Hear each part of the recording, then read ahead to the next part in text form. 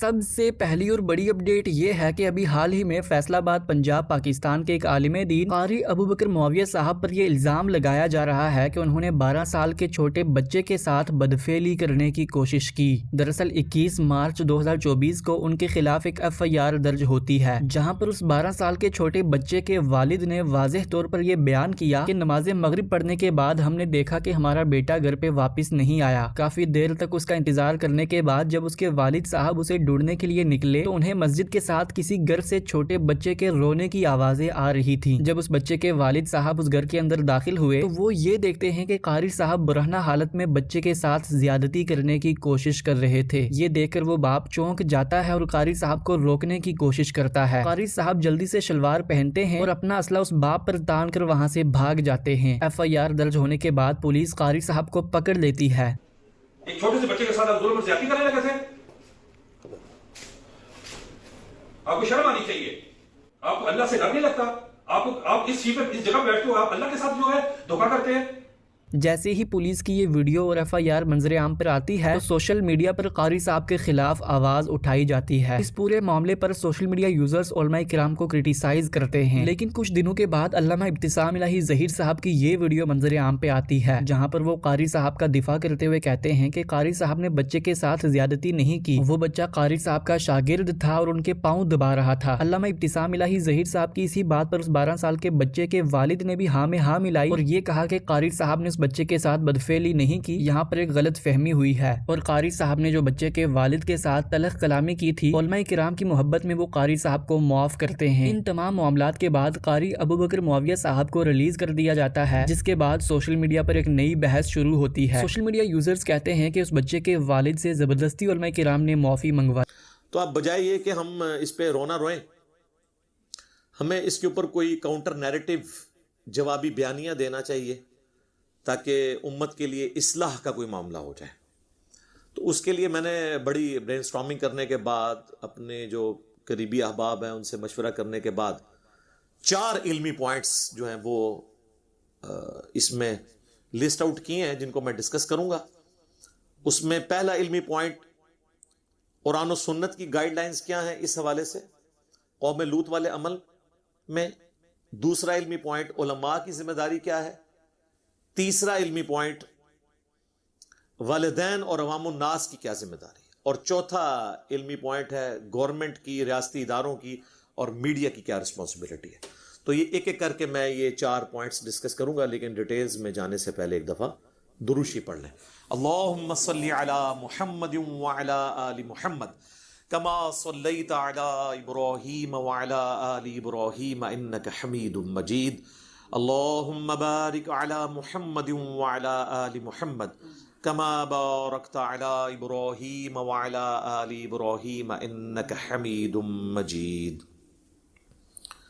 علمی point number 1 وہ ہے قرآن و سنت میں قوم لوط والا جو عمل ہے اس سے متعلق کیا گائیڈ لائنز آئی ہیں، جسے ہم ہومو سیکچولیٹی بھی کہہ دیتے ہیں، ہم جنس پرستی بھی کہہ دیتے ہیں۔ اچھا، بعض لوگ کہتے ہیں یہ لوطی لفظ نہ استعمال کیا جائے، حالانکہ احادیث میں ایون یعنی جامعہ ترمذی میں جو باب باندھا گیا نا قوم لوط کے عمل کی سزا، اس میں یہ لفظ استعمال ہوا ہے کہ لوطی کی کیا سزا ہے۔ لوگ کہتے ہیں یہ حضرت لوط علیہ السلام کی نا توہین اس میں ہو جائے گی کیونکہ آپ حضرت لوط کے ساتھ اس کی نسبت کر رہے ہیں۔ تو سر آپ کو اس وقت کی خیالت ہے جب آپ کہتے ہیں امت محمدی میں یہ کام ہو رہا ہے تو اس میں نبی علیہ السلام کی توہین نہیں ہو رہی ہوتی، امت جو کام ڈال رہی ہوتی ہے اس کو آپ ہائی لائٹ کر رہے ہوتے ہیں۔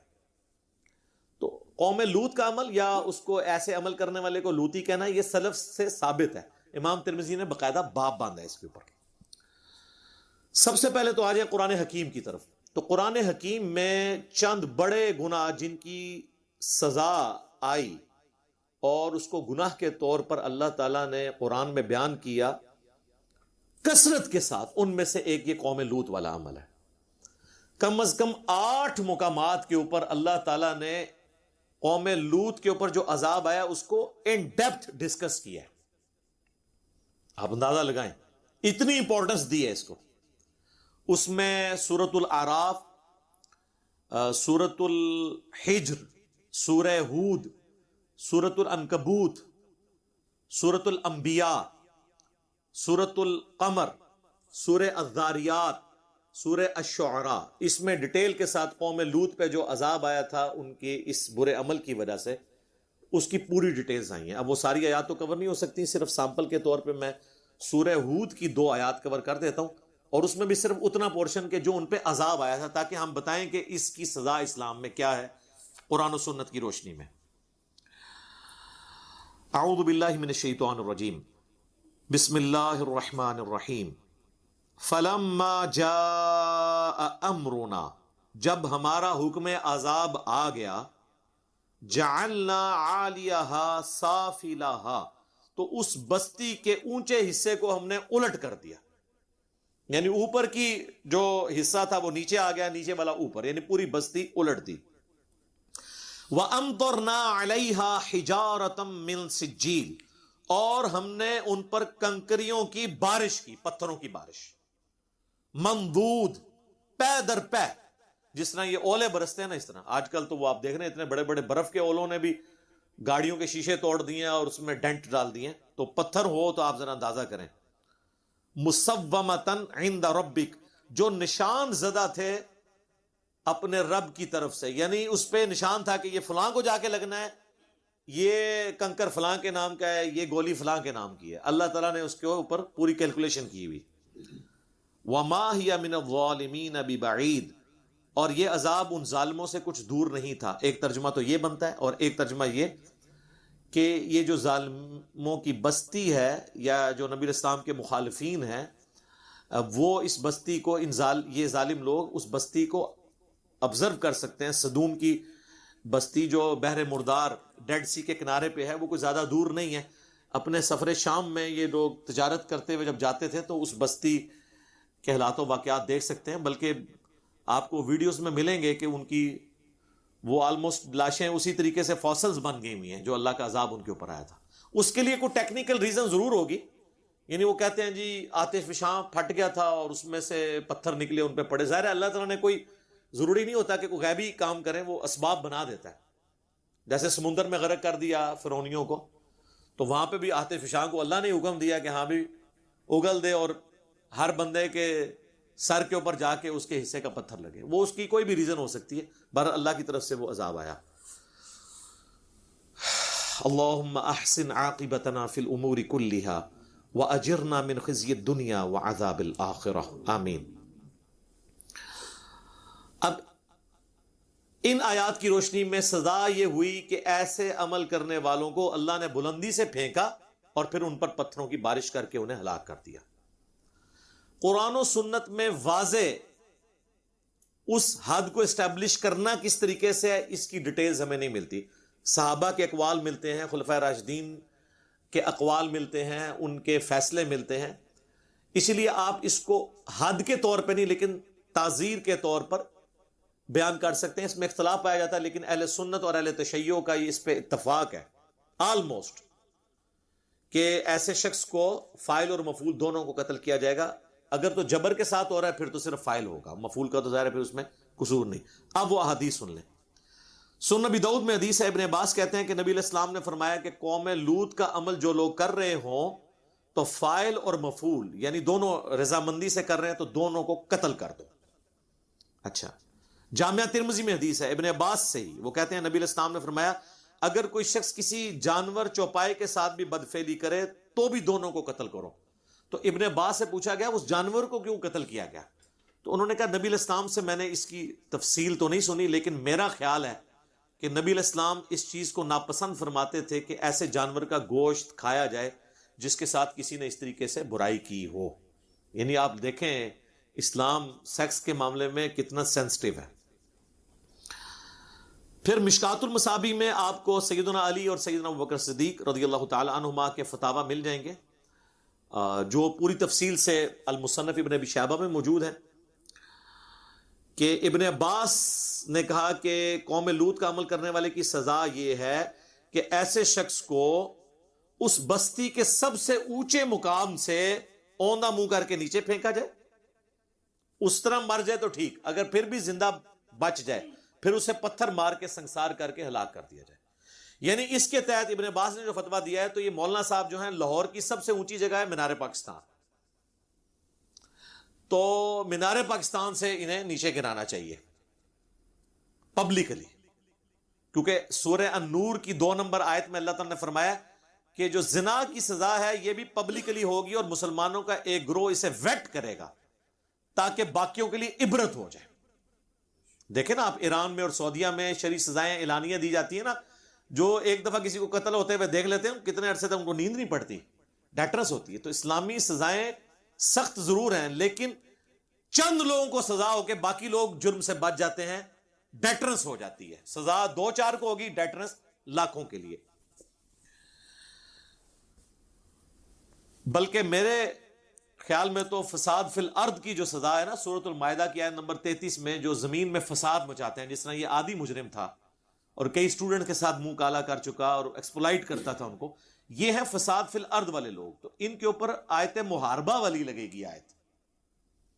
سورۃ المائدہ آیت نمبر 33 کے مخالف سمت کے ہاتھ پاؤں کاٹے جائیں گے اور انہیں سولی دیا جائے گا، یعنی بے دردی کے ساتھ ان کو قتل کیا جائے گا تاکہ باقیوں کے لیے ڈیٹرنس ہو.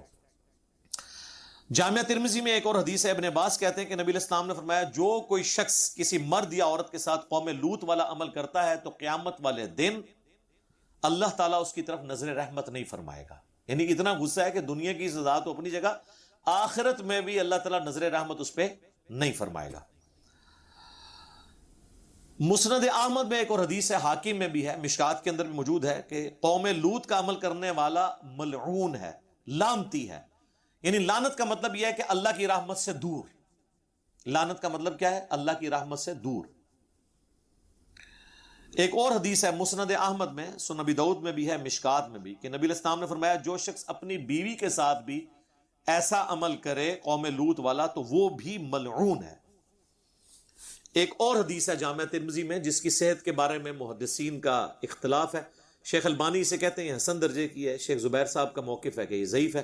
بہرحال چونکہ دونوں طرف رائے موجود ہے اس لیے میں روایت کو بیان کر دیتا ہوں کہ نبی علیہ السلام نے فرمایا مجھے اپنی امت سے سب سے زیادہ خوف قوم لوط کے عمل کا ہے. تو میرے خیال ہے پریکٹیکلی جو امت کر رہی ہے اس کے بعد یہ البانی صاحب کا موقف ہی مجھے ٹھیک لگتا ہے.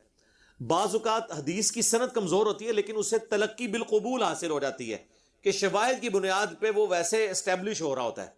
تو یہ ہمیں نظر آ گیا ہے، تلقی بالقبول اس کو نظر آ رہی ہے امت کے اندر جو امت کی حرکات ہے.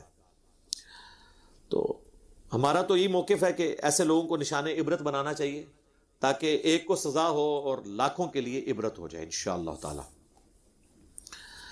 علمی پوائنٹ نمبر 2 وہ ہے علماء کرام سے ریلیٹڈ. ویسے تو علماء کرائم بھی ہیں، مجرم علماء بھی، اور علماء پرائم بھی ہیں، عزت والے علماء بھی. تو پرائم انگلش والا تو علماء کرام سے ریلیٹڈ ہے. مذہبی پیشوا جو دینی لیڈر بنے ہوئے ہیں. میرا معصومانہ سوال ہے کہ اسی مدرسے سے یہ مولانا صاحب کوئی پیسے میں ان کے چندے میں خود بدھ کر جاتا اور لاکھوں کا ان کو چونا لگا جاتا تو پھر بھی انہوں نے یہ کہنا تھا جی ہم نے اس کو فارغ کر دیا. انہوں نے جناب پکڑ کے اس کو جیل میں دینا تھا اور کہنا تھا جی کڈو پیسے ساڑھے. تو جہاں مال کی باری آئی وہاں پہ تو آپ جو ہے وہ اس کو خود ایف آئی آر کٹواتے، اور جہاں دین کا نقصان ہو رہا ہے وہ کہہ رہے ہیں ہم نے فارغ کر دیا، بس ہماری یہی ذمہ داری تھی. اس سے اگلی بات یہ جو محتمم صاحب کہہ رہے ہیں کہ ہم نے فارغ کر دیا، ان کے اپنے بچے کے ساتھ یہ کچھ ہوا ہوتا تو یہ مدعی نہ بنتے. ویسے تو کہتے ہیں ماشاءاللہ جی استاد جو ہے وہ روحانی باپ ہوتا ہے، تو باپ بنو نا بھائی، بنو نا باپ. تم نے نہیں نا باپ بننے کا ثبوت دیا اور کہا جی میں نے فارغ کر دیا. فارغ کرنے سے کیا ہوگا؟ اگر تمہارا یہ اپنا بیٹا ہوتا یا تمہیں مالی نقصان پہنچا کے مفتی صاحب جاتے تو پھر آپ لوگوں نے ایف آئی آر کٹوانی تھی. تو اب چونکہ آپ فرنٹ سے لیڈ نہیں کر رہے تو لہٰذا پھر وہ لوگ جن کو آپ اپنے مخالفین کہتے ہیں یا لبرلز کہتے ہیں یا موم بتی مافیا کہتے ہیں، کبھی کچھ کہتے ہیں کبھی کچھ کہتے ہیں، تو سر وہ تو پھر جسٹیفائی ہیں. کل تک آپ لوگ مسجد کے باہر بھی کوئی چھوٹی سی شوٹنگ کر دے جس کا ہم بھی غلط سمجھتے ہیں، کہیں مسجد کے اندر کوئی ڈرامہ شوٹ ہو جائے جس میں کوئی اس طریقے سے کچھ زیادہ بڑا ایشو بھی نہ ہو، تو اس کے اوپر آپ کہتے ہیں مسجد کے تقدس پامال ہو گیا. تو سر مسجد جڑا تسی کام چک کے رکھ دیو، اور مسجد محتمم جو اس طرح کے کام کرتے ہیں اللہ معافی دے، یقین کریں عام بندے تو یہ جو جنازے والی چارپائی ہے نا جو مسجد میں رکھی ہوتی ہے اس کو دیکھ کے بھی خوف کھاتے ہیں. اور جو علماء سو ہیں میں علماء حق کی بات نہیں کر رہا. وہ تو اس چارپائی کے اوپر کام ڈال دیتے ہیں اور اس چیز کو کوئی برائی نہیں سمجھتے. یعنی ہم خود یعنی کئی ایسے لوگوں کو جانتے ہیں, یعنی جیلوں میں تو بہت واقعات ہیں. میں چونکہ اس کو اب وہ رنگ نہیں دینا چاہتا, ورنہ میں آپ کو کئی ایک واقعات بتاتا کہ کیا کچھ ہوتا ہے ادھر, لیکن ہمیں اس سے کوئی انٹرسٹ نہیں. ہم اس وقت اس ایشو کو ڈسکس کرنا چاہ رہے ہیں جو اصل ہمارا مسئلہ ہے. دوسری طرف آپ دیکھیں ان علماء نے پیرلل میں عدالتیں بنائی ہوئی ہیں, شرعی عدالتیں کئی مدرسوں میں قائم ہیں جہاں نکاح طلاق کے وہ عدالتی فیصلے کرتے ہیں. حالانکہ پاکستان کی جوڈیشری کے ہوتے ہوئے یہ ان کو اتھارٹی نہیں ہے, لیکن وہ کہتے ہیں چونکہ ہمارے جوڈیشری کے قوانین جو ہیں کئی قرآن و سنت کے خلاف ہیں, لہٰذا ہم نے جب تک خلافت کا نظام نہیں ہوتا تو ہم اپنے مدرسے میں پیرلل شرعی عدالتیں بنائی ہوئی ہیں. تو سر وہ شرعی عدالتیں کہاں مر گئی ہیں؟ اس مولانا کے اوپر وہ والی سزا کیوں نہیں نافذ کرتے جو اہل سنت اور اہل تشیع کے ہاں کامن ہے کہ بلندی سے گرایا جائے اور سنسار کر کے ہلاک کر دیا جائے, جو میں پہلے ڈسکس کر چکا ہوں. تو سر آئیں نا ایکٹیویٹ کریں نا اپنی شرعی عدالتوں کو. میرا خیال ہے اس لیے نہیں کر رہے, اللہ کرے خیال غلط ہو, کہ ان کو ڈر ہے کہ اگلا نمبر ہمارا ہی لگا ہوا ہے. ہاں ظاہر ہے کہ یہ کہتے ہیں نہیں جس مدرسے میں وہ پڑھا رہا تھا اس مدرسے کی ڈگری ہم نے ختم کر دی. نہیں سر, اس مدرسے کی ڈگری بھی ختم کریں جہاں سے یہ مولانا خود پڑھا ہوا ہے. جی ہاں ظاہر ہے یہ تو وہاں سے ایکسپرٹ طریقے سیکھ کے آیا نا جو اس نے آگے ٹرانسفر کیے ہیں. تو یہ تو پوری چین بنے گی. یہ کہتے ہیں نا وہ ہماری سنت چلتی ہے, استاد کا استاد ہوتا ہے, پھر اس کا استاد ہوتا ہے, پھر اس کا استاد ہوتا ہے. کتنے فخر نہ ایک نادا گھڑاندے نے, اس نے اس سے پڑھا, اس نے اس سے پڑھا, ہماری چین نبی علیہ السلام تک پہنچتی ہے. تو نبی علیہ السلام تک کہاں سے چین پہنچ رہی ہے؟ یہ آپ کی جو علماء کی لسٹ ہے اس میں تو آپ کی چینیں ہی فارغ ہو جائیں گی. اس طرح کے کرتوت کرنے والے لوگ نکل آئیں گے کہ جن کی قیامت تک شہادت بھی قبول نہیں کی جائے گی. تو ان کی ڈگریاں کہاں سے؟ تو ساری ڈگریاں بھائی جی ڈاؤٹ فل ہو گئی ہیں, سب چیک کراؤ. ٹھیک ہوگا جی. تو لیڈرشپ پہ آنے کا شوق ہے اور مسلط کا شکار ہوتے ہیں. میں یہاں پہ وہی حدیث دوبارہ ریپیٹ کروں گا کہ بخاری اور مسلم دونوں میں حدیث ہے, نبی علیہ السلام مسجد میں اعتکاف بیٹھے ہوئے تھے, آپ صلی اللہ علیہ وآلہ وسلم, ان سے بڑا تو کوئی مذہبی پیشوا نہیں ہے. اگر وہ اپنے آپ کو اکاؤنٹیبل ٹھہرائے ہوئے ہیں تو سر تواڈی کے اوقات ہے. آپ رات کے گپ اندھیرے میں, اس زمانے میں جب کوئی اسٹریٹ لائٹ نہیں, مسجد میں کوئی روشنی نہیں ہے, ایک عورت سے کافی دیر گفتگو کرتے رہے, پھر اس عورت کے ساتھ مسجد سے نکلے اور راستے میں چوراہے پہ کچھ انصاری نوجوان کھڑے تھے, آپ نے خود ان کو بتایا کہ یہ میری بیوی ہے. تو انہوں نے کہا معاذ اللہ یا رسول اللہ, ہم آپ کے بارے میں کیسے بدگمانی کریں گے کہ آپ اس وقت کسی غیر محرم عورت کے ساتھ ہیں. تو آپ نے فرمایا بے شک شیطان انسان کے جسم میں خون کی طرح دوڑتا ہے, تو اس لیے میں نے اس کو کلیریفائی کیا. ذرا نبی کے بارے میں بدگمانی کرتے تو کافر ہی ہو جاتے. تو فرمایا کہ میری بیوی صفیہ ہے, میں اسے گھر تک چھوڑنے گیا ہوں, لہٰذا اعتکاف میں کسی کو کوئی بیوی ملنے آئے تو وہ اپنی بیوی کو گھر تک چھوڑنے کے لیے جا سکتا ہے. اس سے یہ مسئلہ بھی پتہ چلا. دوسرا یہ کہ مذہبی پیشواؤں کا کام ہے کہ وہ خود کلیریفیکیشن دیں, بجائے کہ آپ سے کلیریفیکیشن مانگیں اور آپ جھوٹا قرآن اٹھا کے اس سے مکر جائیں. اور کئی علماء آ کے آپ کی فیور میں کلپ بنانے شروع کر دیں اور الٹا سارا مدعا ڈال دیں اس اسٹوڈنٹ کے اوپر کہ جی اس نے بے حیائی کو پروموٹ کر دیا ہے. واہ جی واہ. تو پھر تو سر دنیا میں یہ عدالت کا نظام ہی ختم ہو جائے گا کہ جب آپ کسی کے جرم کو عیاں کرنے کے لیے گواہی پیش کریں تو آپ کہیں گے جی بے حیائی کو پروموٹ کر رہا ہے. خدا کے لیے ہوش کے ناخن لیں, اللہ سے ڈر جائیں. علمی پوائنٹ نمبر 3 وہ ہے والدین اور عوام الناس سے ریلیٹڈ, خصوصاً والدین سے ریلیٹڈ. میں ہمیشہ مشورہ دیتا ہوں کہ آپ اپنے بچوں کے ساتھ دوستی کریں, فرینکنس ہونی چاہیے آپ کی اپنی اولاد کے ساتھ. ہمارا بلٹ اپ جس معاشرے میں ہوا ہے اس میں تو یعنی باپ کی تو بالکل فرینکنس ہوتی ہی نہیں ہے اولاد کے ساتھ. رسپیکٹ کا اتنا درجہ وہ رکھا جاتا ہے. ماں کے ساتھ وہ فرینک ہوتے ہیں لیکن اس طرح کے مسئلے ماؤں کو بھی نہیں بتا سکتے جب تک باپ کے ساتھ دوستی نہ ہو. تو ہمارا کام ہے ہم اپنے بچوں سے دوستی کریں تاکہ وہ ہر چیز آپ کے ساتھ شیئر کریں, ان کی ایکٹیویٹیز کے اوپر نظر رکھیں, ان کے ساتھ دوستوں کی طرح بیہیو کریں. وہ ہر چیز آپ کے ساتھ جب شیئر کریں گے تو اس قسم کی کوئی ایکٹیویٹی ہوگی تو وہ پتہ چل جائے گی. یہاں پہ بھی دیکھیں یہ لڑکا جو ہے اس نے اپنے باپ کو بتایا تو اس نے کہا جی آپ علماء کے کیسے ہی کر سکتے ہیں. دیکھیں تقدس کے کس قدر انہوں نے نا مطلب لبادے اوڑے میں, یہ بھی آپ اتار پھینکے. ٹھیک ہے, اللہ معافی دے, آپ کو پتہ ہی نہیں کہ کیا کچھ آپ کے ساتھ ہو رہا ہے. تو فرینکنس کریں. پھر آپ کی اپنے بچوں پہ نظر ہونی چاہیے کہ ان کی دوستیاں اپنے ہم عمر بچوں کے ساتھ ہونی چاہیے, یہ ضروری ہے. ان سے بڑی عمر کے بچے نہ ہو, چھوٹی عمر کے بچے نہ ہو. بڑے تو ان کو ایجوکیٹ کر دیں گے, اپنی عام عمر کے بچے جو ہیں ان میں اتنے زیادہ ایشوز نہیں آتے. یہ چیز بھی ضروری ہے. اور کوشش کریں کہ بچوں کو ایسے مدارس میں داخل کروائیں جہاں شام کے وقت آپ بچوں کو گھر لیں، جسے ڈے اسکالر کہا جاتا ہے. بورڈر نہ رکھیں، یعنی وہ ہاسٹل میں نہ رہیں. تو اس کے لیے یعنی مجھے سمجھ نہیں آتی ہے کہ گلگت کے بچے جہلم میں پڑھ رہے ہیں، جہلم کے بچے کراچی میں پڑھ رہے ہیں، کراچی کے بچے جہلم میں پڑھ رہے ہیں. کیوں بھائی؟ اس کے پیچھے صرف ایک وجہ ہے، ماں باپ غریب ہوتے ہیں. وہ دوسرے علاقوں میں اس لیے جمع کرواتے ہیں تاکہ وہاں ان کی دو وقت کی روٹی بچوں کی پوری ہو جائے گی. ورنہ اگر اپنے شہر میں داخل کرائیں گے تو وہ محتمم کہے گا کہ جناب یہ بچے آپ لوگ شام کے وقت گھر لے جاؤ، کھلانے پلانے کے ان کے پاس پیسے نہیں، پھر مجبوراً وہ دوسرے علاقوں میں کرواتے ہیں. تو یہ چیز کو بھی دیکھنے کی ضرورت ہے. آپ اپنے علاقے میں کرائیں. 1 لاکھ سے زیادہ مدارس ہیں پاکستان میں اس وقت، چپے چپے پہ مدرسے بنے ہوئے ہیں. تو کیا ضرورت ہے کہ آپ بچوں کو ضروری بورڈنگ سسٹم میں ڈالیں گے کہ ہاسٹل میں رہیں؟ اور مدارس کے ہاسٹل بہت زیادہ خطرناک ہے.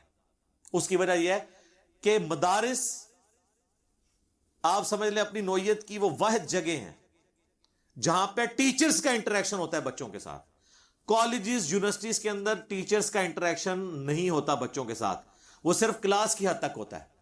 اسی لیے وہاں ہراسمنٹ کے جتنے واقعات آپ کو ملتے ہیں نا ٹیچرز کے ساتھ، وہ اپنے آفس کے کمروں تک ہوتا ہے. ونس جب چھٹی کر کے بچہ گھر چلا جاتا ہے تو یہ نہیں ہوتا کہ ٹیچر ہاسٹل میں اس کے پاس پہنچے. لیکن یہاں کیا ہوتا ہے کہ چھٹی کے بعد بچوں سے خدمات لے رہے ہوتے ہیں ٹیچرز. وہ تو ہر وقت 24 گھنٹے ان کی خدمت کے لیے تیار ہوتے ہیں بچے. یہ وجہ ہے کہ مدرسوں میں یہ کام زیادہ ہوتے ہیں اور کالج یونیورسٹیز میں کم ہوتے ہیں. میں یہ نہیں کہہ رہا وہاں پہ نہیں ہوتے، وہاں پہ بھی ہوتے ہیں. ہمارے کئی ادارے ہیں جن کے ہاسٹلز میں یہ سارے کام ہو رہے ہوتے ہیں، ہمیں سب پتہ ہے. لیکن ان کو ہم اس لیے زیادہ کہتے ہیں کہ یہاں پہ ریشو بھی زیادہ ہے، اور دوسرا یہ دین کے ٹھیکے دار بھی ہیں. تو سر جب ٹھیکہ لیا تو ایک ٹکٹ میں 2 مزے نہیں ہوں گے کہ عزت دیندار والی ویل کریں. جب آپ برا کام کریں گے تو پھر آپ کے اوپر گرفت بھی زیادہ ہوگی. جو سورۃ الاحزاب میں ہے کہ اے نبی کی بیوی ہو، تم عام عورتوں کی طرح نہیں ہو، اگر تم نے بے حیائی کی تو تمہیں دگنا عذاب دیا جائے گا. تو اے علماء، تم عام لوگوں کی طرح نہیں ہو، تم زمین پہ خدائی کلیم کیے ہوئے ہو اپنے زوم میں. تو جب تم اس طریقے سے بدنام ہوگے تو پھر تمہاری ذلت بھی وہی والی ہوگی جو جھوٹے خداؤں کی ہوتی ہے، جیسا کہ فرعون کی ہوئی. یہ ذہن میں رکھو. یہ قرآن کی آیات نہیں ہے، یہ میں نے اس میں سے ڈیڈکٹ کیا ہے. اجتہاد کہتے ہیں نا، اجتہاد. جی ہم نے اجتہاد کیا ہے اور آپ کو یہ مسئلہ بتایا کہ دین میں اس طرح کی چیزوں کے بارے میں سینسٹیو اگر آپ ہوتے ہیں تو آپ یہ سمجھیں کہ آپ کے اوپر ذمہ داری کتنی ہے. تو اس لیے زیادہ سینسٹیو ہونے کی ضرورت نہیں ہے.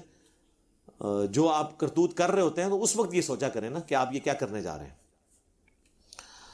اور والدین کو میں ایک اور نصیحت کروں گا کہ اپنے بچوں کے ٹیبز کے اوپر، لیپ ٹاپس پہ، ان کی جو موبائل فون ہے ان پہ بھی نظر رکھیں وہ کس قسم کی ویڈیوز دیکھتے ہیں. چھیننے سے کوئی مسئلہ حل نہیں ہونا. Forbidden fruits are always sweet. منع کیے گئے پھل ہمیشہ میٹھے ہوتے ہیں. منع کرنے سے کچھ نہیں ہونا. آپ ان کو چیزیں دیں لیکن لمیٹڈ ٹائم کے لیے، اور اس کے اوپر چیک رکھیں کہ وہ کیا دیکھتے ہیں.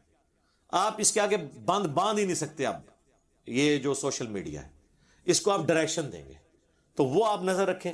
یہ کرنے کی ضرورت ہے. اور علماء کو خدا نہ مانیں. بچے کو شکایت کرتے ہیں فوراً اس کے اوپر رسپانس کریں، دیکھیں کہ کیا ہو رہا ہے. صحیح مسلم میں حدیث ہے، نبی علیہ السلام نے فرمایا اللہ تعالیٰ تمہاری شکلوں اور مال کو نہیں دیکھتا، دلوں اور اعمال کو دیکھتا ہے.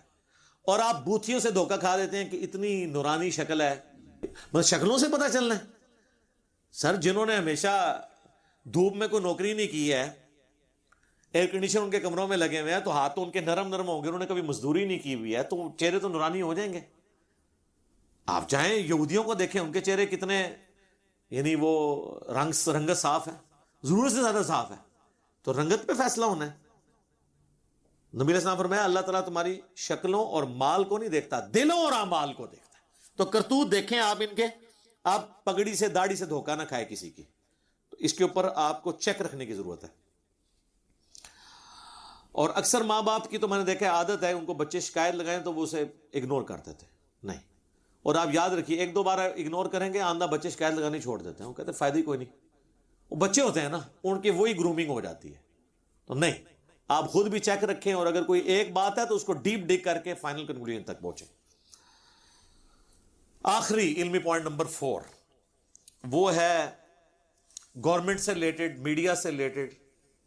ریاستی اداروں سے ریلیٹڈ کہ مدارس اور کالجز اور یونیورسٹیز میں سب کی بات کرتا ہوں، ان کے جو ہاسٹلز ہیں نا جی، ان کے اوپر کڑی نظر رکھیں. ایک علیحدہ سے ٹیم ہونی چاہیے جو وہاں پہ ان چیزوں کو آبزرو کرے.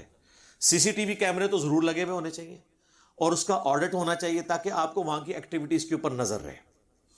اور وہاں پہ آپ کمپلین کرنے کے لیے باکسز لگائیں اور ان باکسز کے تالے ان ریاستی اداروں کے پاس ہونے چاہیے، وہ ریٹریو کریں تاکہ کوئی اسٹوڈنٹ کسی کی شکایت وہاں پہ ڈالتا ہے تو اسے یہ خطرہ نہ ہو کہ جس کی میں شکایت ڈال رہا ہوں اسی نے باکس کھولنا اور اس نے پڑھ لیا تو سب تو پہلے انہوں ہاسٹل دوبارہ کٹے گا.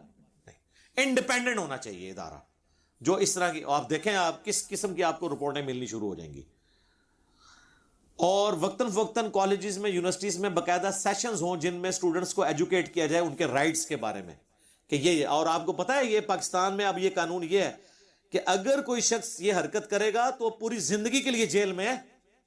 جی آپ ذرا امیجن کریں یہ کتنی بڑی سزا ہے. تو لوگوں کو ایجوکیٹ کریں تاکہ وہ ہمت کر کے چیزیں رپورٹ کریں.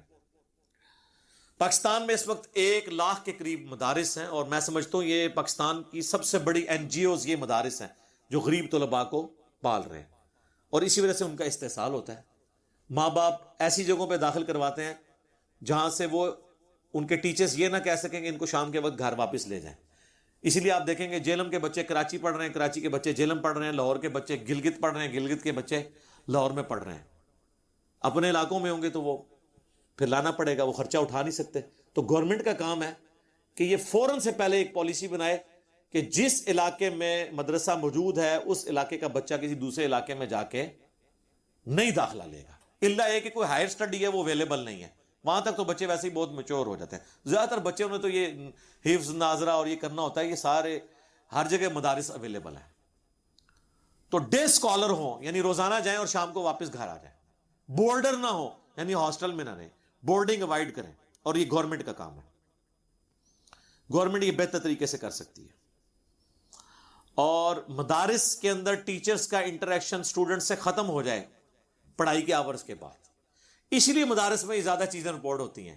کالج یونیورسٹیز میں ہراسمنٹ زیادہ سے زیادہ آفس تک ہوتی ہے، بعد میں نہیں ہوتی، کیونکہ بعد میں تو اسٹوڈنٹس ان کے ہتھے ہی نہیں چڑھتے، وہ اپنے ہاسٹل میں ہوتے ہیں اور ٹیچرز کی اپنی ہاؤسنگ قانونی علیحدہ ہوتی ہے. اور وہ اگر وہاں پہ جائے بھی تو وہ ظاہر ہے وہ گیٹ سے اندر ہونا، پھر وہ پورے ایک معاملات ہوتے ہیں تو مشکل ہے. لیکن مدارس میں تو آپ کو پتہ ہے مطلب، بلکہ وہ تو آفس ٹائم کے بعد مدارس تو اسٹوڈنٹ تو وہ بیچارے خدمت ہی کر رہے ہوتے ہیں اپنے ٹیچر کی، اور جنت کما رہے ہوتے ہیں روحانی باپ کی، اور روحانی باپ ان کے ساتھ جو کچھ کرتا ہے وہ اب آپ دیکھ لیں. اچھا، اس کے علاوہ ایسے ٹی وی پروگرامز چلنے چاہیے جن میں آپ لوگوں کو ایجوکیٹ کریں. جس طرح کئی سال پہلے عامر خان کی ایک ویڈیو آئی تھی جس میں وہ چھوٹے بچوں کو ایجوکیٹ کر رہے ہیں، یعنی بڑے غیر محسوس انداز میں ایک سیکس سے متعلق ایجوکیشن بھی ہو گئی اور ان کو پتہ بھی نہیں چلا. ظاہر ہے کہ وہ اس طرح ہمارے سب کانٹیننٹ کے معاشرے میں اس سے بہتر طریقہ نہیں سمجھانے کا. تو آپ اس چیز سے باہر نکلیں کہ وہ انڈین ایکٹرز ہیں. اصل چیز ہے کہ جہاں سے بھی پازیٹیو چیز ملتی ہے یہاں پہ کسی سے وہ کروا کے، تو کم از کم اگر آپ کو کوئی زیادہ اس حوالے سے چڑ ہے تو کسی اور سے کروا کے تو وہ آپ ویڈیوز ریگولرلی چلائیں تاکہ فزیکلی لوگوں کی ایجوکیشن ہو. پھر ایسے ٹی وی پروگرامز جس طرح اقرار الحسن صاحب کرتے ہیں سریام پروگرام، جس میں اس طرح کے لوگوں کو وہ ننگا کرتے ہیں، ان کی ایکٹیویٹیز جو ہیں وہ پبلکلی ہائی لائٹ کرتے ہیں. ایسے لوگوں کو تو گورنمنٹ لیول پہ سپورٹ ملنی چاہیے کہ جو حکومتوں کے کرنے کے کام ہیں وہ اس قسم کے لوگ اپنی جان سٹیک پہ لگا کے کر رہے ہیں. ان پروگراموں کو اس اعتبار سے پروموٹ کیا جائے. پھر پاکستان ٹیلی کمیونیکیشن اتھارٹی جسے PTA کہتے ہیں، اس کی بھی یہ ذمہ داری ہے کہ وہ جو پورن ویب سائٹس ہیں یا پورن ویڈیوز جہاں پہ اویلیبل ہیں ان کے اوپر بین، ویسے وہ کرتے ہیں اپنے طور پہ، کوشش تو بہت زیادہ کر رہے ہوتے ہیں. اور آخری بات، اسلامی سزاؤں کو اسٹیبلش کریں. جو میں نے بتایا کہ اس کیس میں قرآن و سنت کے دلائل کی روشنی میں سزا یہ ہے کہ وہ علاقے کی سب سے اونچی بلڈنگ سے اس کو گرایا جائے گا اور اگر زندہ بچ گیا تو پتھر مار مار کے اسے ہلاک کیا جائے تاکہ ایک کو سزا ہو، لاکھوں کے لیے ڈیٹرنس ہو جائے.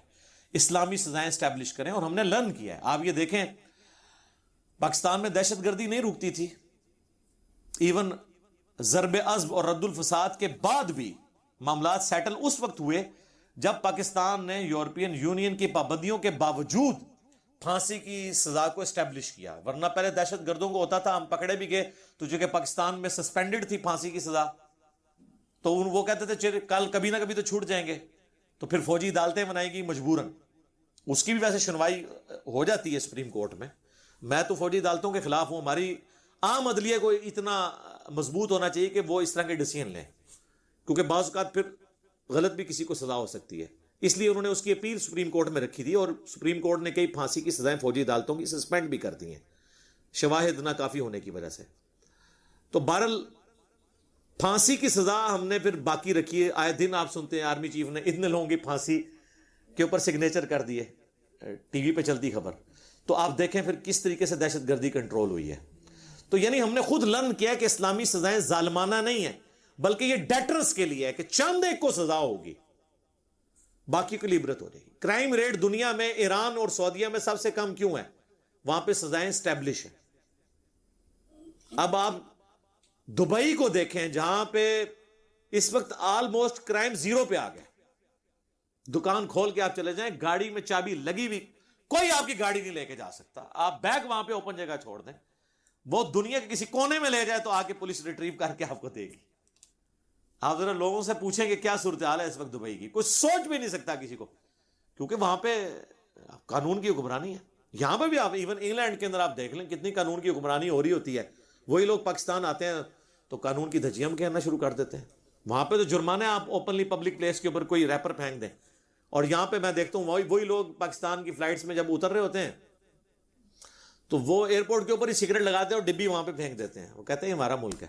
ہمیں انہوں نے ڈسٹ بن بنایا ہوا ہے, ہمیں صرف اس لیے رکھا ہوا ہے کہ یہ جب مر کے ان کی لاشیں بدبودار یہاں پہ آئیں الا ماشاء اللہ تو ہم ان کے جنازے پڑھیں, یا یہ ہمارے ملکوں میں کبھی وزٹ کرنے کے لیے آئیں تو یہاں سے سستے کپڑے خرید کے اور یہ چیز لے جائیں, یا وہاں تو ان کو چونکہ سب لوگ جانتے ہیں یہاں سے رشتے کر کے کسی کی بچی ہتھیا کے لے جائیں, کسی کا بچہ ہتھیا کے لے, اس لیے یہ ادھر آتے ہیں. الا ماشاء اللہ, میں سب کی نہیں بات کر رہا, عموماً ایسے ہوتا ہے. تو ان لوگوں کو اس ملک کے ساتھ کوئی غرض نہیں ہے, اس لیے آگے یہاں پہ قانون توڑ رہے ہوتے ہیں. اور وہاں پہ دیکھیں کس طرح پکے جو ہے نا وہ بونافائڈ قسم کے سٹیزن بنے ہوتے ہیں اس ملک کے. یہ سب ہم نے یعنی لبادے اڑے میں. تو یہ کچھ باتیں تھیں جو میں نے ڈسکس کی. کوشش تو میں نے کی ہے کہ کوئی پوائنٹ مس نہ ہو. اگر میں نے کوئی اس میں کوئی چیز جان بوجھ کے کسی معاملے میں سکپ کر دی ہے تو ظاہر ہے کہ میں اس ایک خاص لمٹ کو کراس بھی نہیں کرنا چاہتا تھا. یعنی اب لوگ تو ایکسپیکٹ کر رہے ہوں گے کہ میں جناب اس واقعے کو اب بیان کروں کہ کیا ہوا تھا, پھر کیا ہوا, اس سے نہیں وہ تسی تک لیا جو کچھ ہویا ہے, کام پہ گیا ان دسوں اگے کے کرنا ہے, اور آئندہ کے لیے یہ چیزیں نہ ہو. تو میں نے کوشش کی ہے مختصر وقت کے اندر کہ اس مسئلے کو میں ایڈریس کر دوں.